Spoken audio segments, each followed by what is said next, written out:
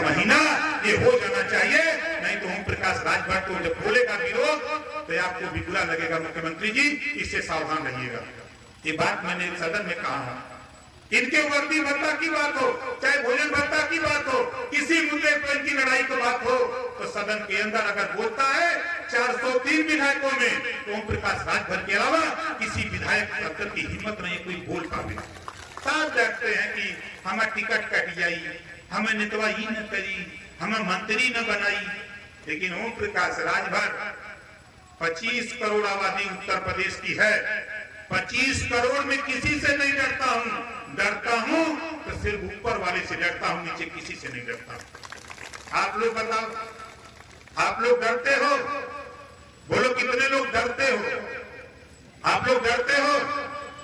नहीं डरते हो? सही सही बताओ, डरते नहीं हो ना? पहले जब हम आए तो बड़ी गुंडाई होती थी, यहाँ होती थी ना? नहीं, मुझे पता है। पहले जब मैं आता था तो लोग कहते थे कि नेताजी कैसे हम लोग निकले, कोई देख लेगा। लेकिन आज सोचो कि 20 साल का ये संघर्ष, ओम प्रकाश राजभर वो बड़े बड़े गुंडे जेल की सलाखों में मजा काट रहे हैं, आप सड़क से घर से बाजार आकर के मजा काट रहे हो। बोलो सही है गलत है? डरता वही है जिसको डरवाया जाता है। डरवाने वाले को ही डरवा दो।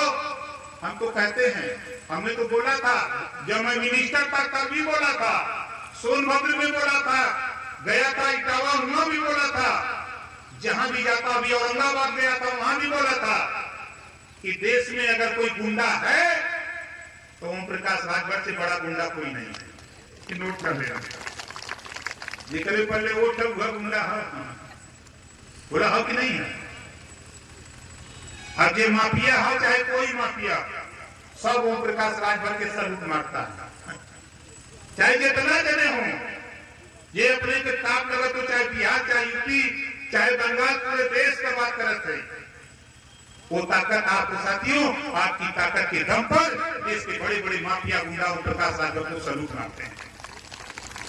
अक्सर लोग मानते हैं विधानसभा के अंदर एक बार अंदर मुख्तार अंसारी को बाहर ब्रिजेश सिंह गेट पर खड़े थे, हड़कंप मच गया पूरे विधानसभा में। मैं मिनिस्टर था, लोगों ने कहा कि मंत्री क्या सारे माफिया?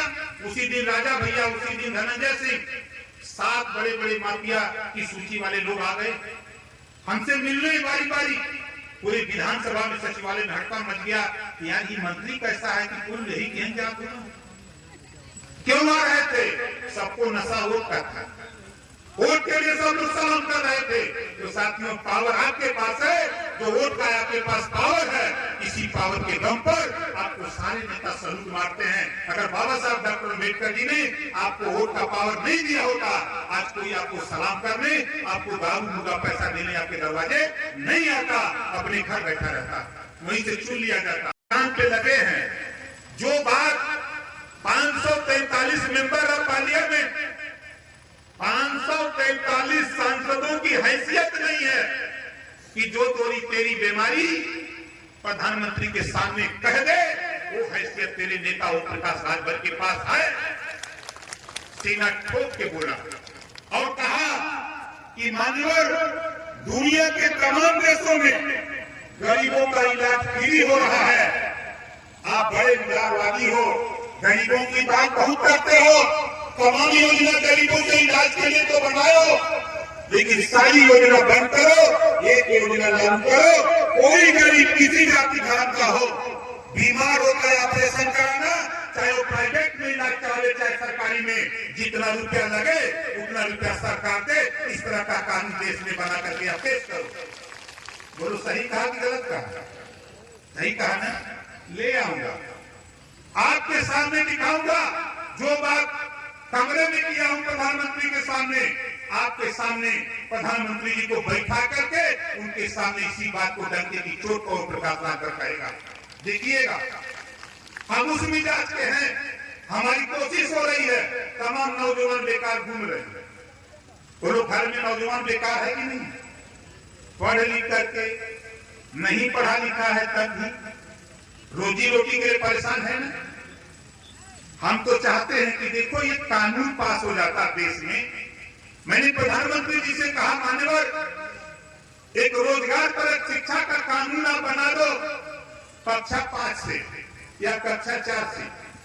मोबाइल बनाना, मोटरसाइकिल बनाना, फ्रिज बनाना, एसी बनाना, कूलर बनाना, पंखा बनाना, इस तरह के 100 विषय बना दो, एक विषय हर बच्चे को पढ़ना अनिवार्य कर दो। उन्होंने पूछा कि इससे क्या होगा? मैंने कहा जिस दिन बच्चा विद्यालय 4 साल 5 साल बाद छोड़ेगा, उसके हाथ में हुनर होगा, कहीं भी मोबाइल बनाना आई तो लागू नहीं हुआ। लोगों ने हमको समझाया कि इस चुनाव में नहीं लागू होगा। हमने कहा कि अब ओम प्रकाश राजभर चला जाए, भेज दे।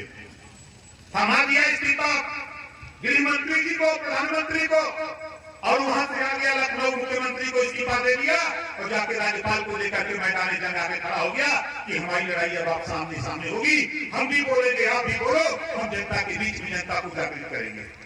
हमको दे दिया इस्तीफा। हमारा मकसद वो नहीं, हमारे लिए मंत्री पद नहीं, हमारे लिए गरीबों आपको अधिकार दिलाना सबसे बड़ा मंत्री पद होगा। जिस दिन हम आपको अधिकार दिला देंगे, उस दिन हमारी लड़ाई का विजय होगा। और राजभर भाइयों, आप बताओ, 500